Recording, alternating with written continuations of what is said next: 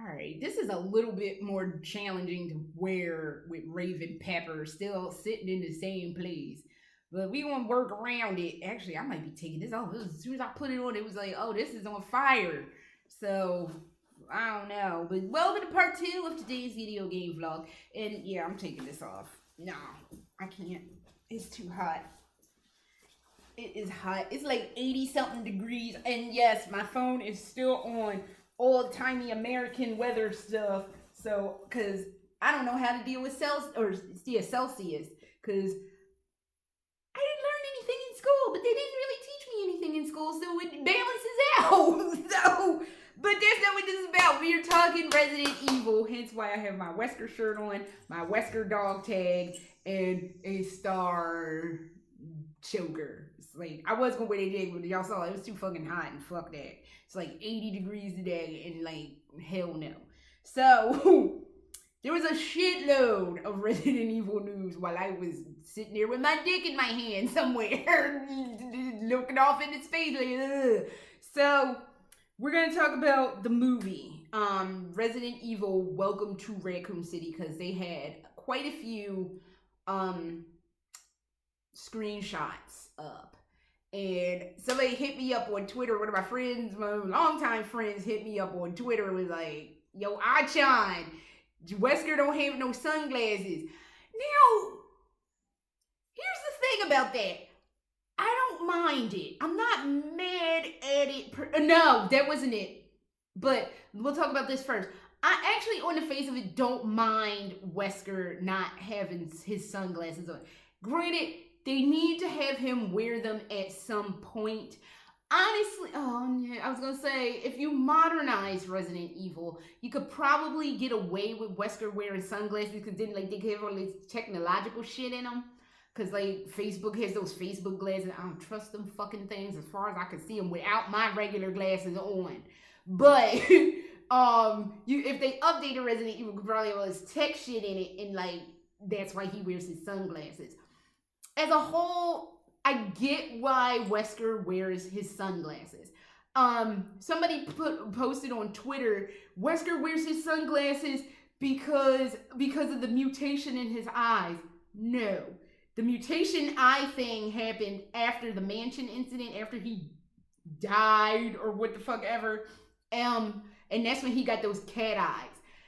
That was like he's been wearing sunglasses since I think he was about 17 when he first started working at Umbrella. And the reason is so people, he like, I guess Wesker suffers from an eye rolling problem. When somebody says something fucking stupid to him, he'll be like, so it's to keep him from like that mask of just being like straight laced and like, you know, I guess straight laced and inflammable, let's just say.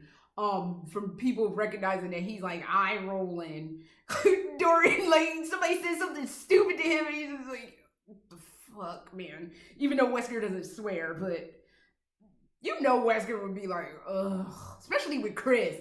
You know Chris has made Wesker's eyes roll multiple times. I mean, you couldn't see the dark ass sunglasses was hiding shit. So, but on the face of it, I am not mad about that per se. I'm not really that heated about Wesker not wearing glasses. Let's just hope there is a part where he has his sunglasses on, because that really is kind of like how we recognize Wesker in the wild. Like, big, tall, blonde dude with a crew cut. Although he doesn't have a crew cut. I'm like, where the fuck is Wesker's crew cut? This dude is like, got no hair. What are we doing? But that's how we recognize Wesker in the wild, his sunglasses. Other than that, he's just a tall, blonde dude, and it's just like, oh, okay. So, not mad about that. This is what my friend, my longtime friend, was like mad about, and I'm like irritated, but I'm not angry. Jill and Wesker are in a relationship, and why do people? I get the allure of, as a fan fiction writer, I get the allure of trying to put Jill and Wesker together. I do not see them as a couple. In my head, Jill Jill has, I think I wrote in a really quick short fan fiction that Jill always had a crush on Wesker, but she never acted on it. But in my fan fiction universe head, I always have it that Jill, she admires Wesker. There's one of my stories that I wrote, Chaining of the Guard. I have it where, um, basically the long and the short of Chaining of the Guard is Chief Irons leaves for vacation for 3 weeks.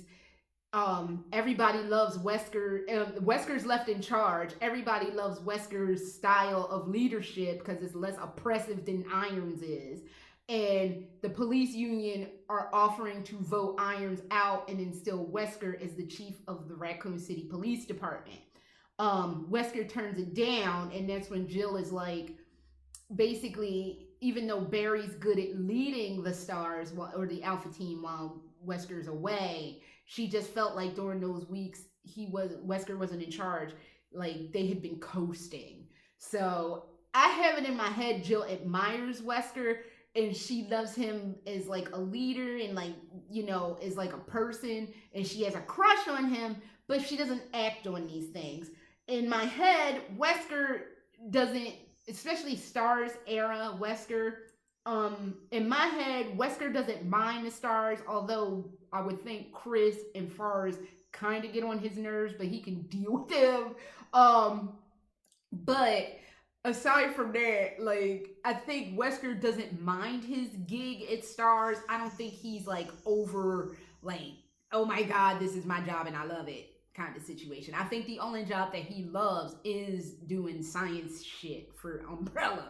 So I don't get what that. It's just how my fan fiction head kind of sees Jill and Wesker's characterization. I don't see them in a relationship, and if he is her commanding officer, I really don't see it because there's a weird, fucked up power imbalance kind of situation going on there, and that don't sit right with me.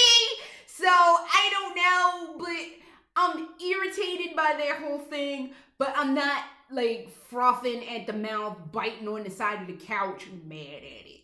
So I guess it was one of those things. Like, I guess when I saw the screenshots for the movie, I was just like, I guess I'll watch it. And this is the thing, like, I appreciate that the mansion that they use, although I still should say they should have went to Linwood Hall, but that's neither here nor fucking there. I still say I appreciate the aesthetic. I appreciate that they're trying to be more like the actual story instead of whatever fucking nonsense that was with Mila Jovovich or whatever the fuck her name was in them. I appreciate that it's trying to be more like the regular story of Resident Evil, but it's just not going. We're never gonna get that. We're never gonna get that story, that exact verbatim story. So I'm okay with not getting that verbatim story. It's just I don't know. I'm not looking forward to it. It's one of those things like I will watch it. Granted, I'm not fucking risking getting Delta variant shit just to fuck around and go see what is probably going to be a serviceable Resident Evil movie. It's not that fucking real for me. Am I going to the movie theaters to see it? Fuck no.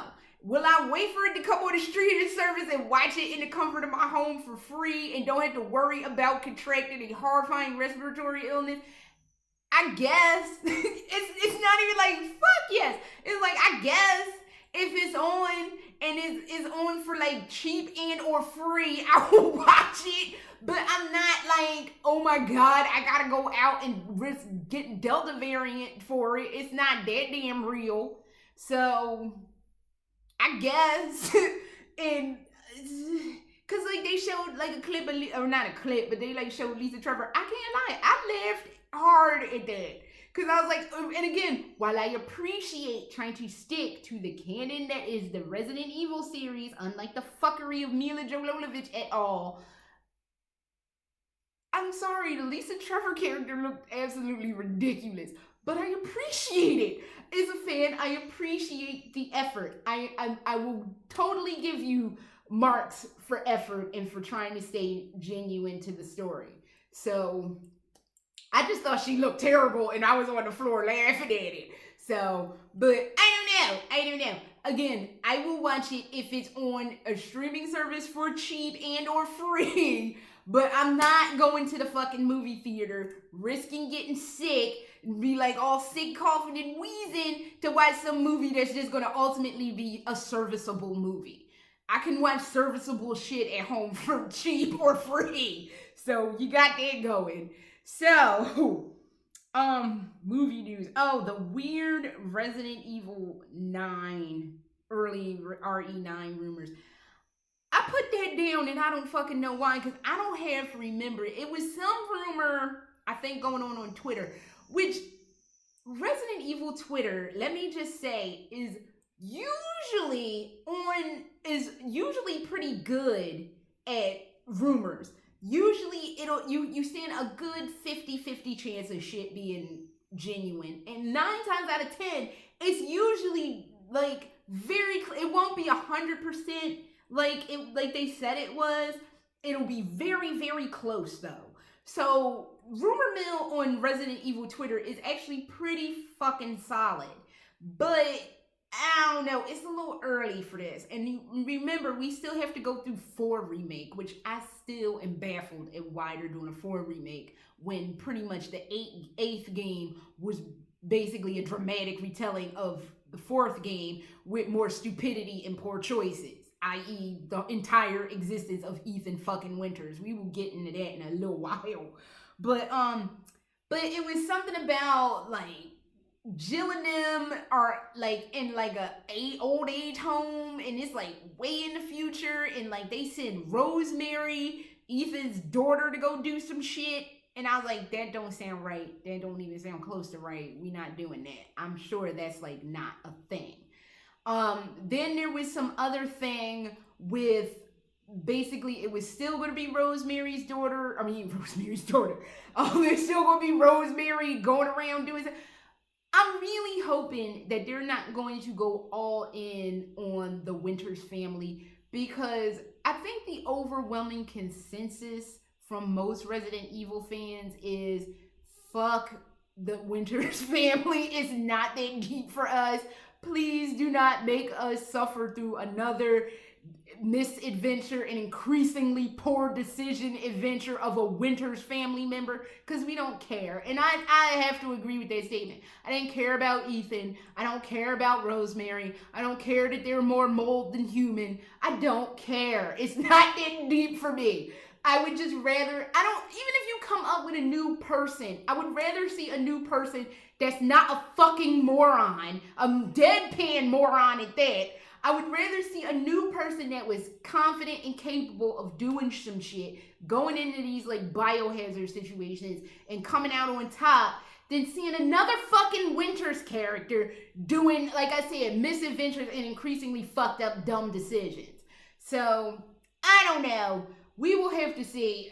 I told y'all, I think a while ago, it's supposed to be Resident Evil Phoenix. I'm only, we'll see what he's talking. It's still too early, and we still have to go through the 4th remake, which I'm still baffled by, but whatever. Like, I think, wasn't the agreement with 4 is what heralded the new generation of Resident Evil? Like, basically, it was the most ported of all the Resident Evil games. It was remade 17 different ways, and now you're remaking it again? It wasn't remade, but like it was like the director's cut, and the guy who brings everybody their sandwiches cut. It was just all these random fucking cuts of this game, and it was just like, what the fuck are we doing? So, I don't know.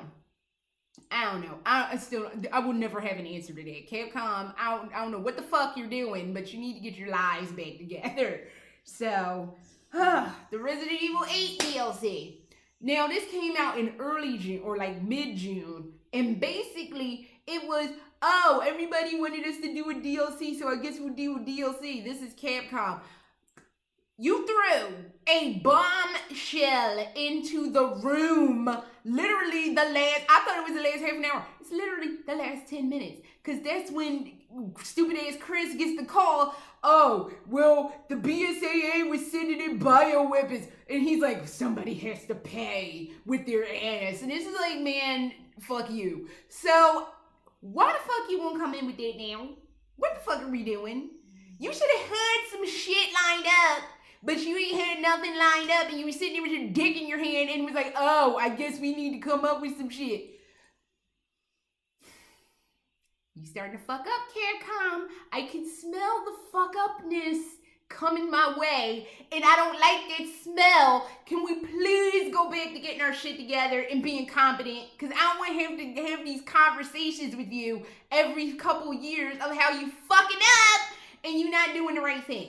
Get your shit together and stop fucking up. It's not that damn difficult. Stop adding the winters and shit. Let's get it together. Like I said, I'd be okay with a main character as long as they are competent, confident, and not talking stupid shit to me. No more dumb fucking protagonists that when you find your wife in a dungeon, only thing you have for them is, oh, I don't know what's happening. Like, I don't know what's going on. Bitch, your wife is in a dungeon. What the fuck more information do you goddamn need? And my phone clicked out.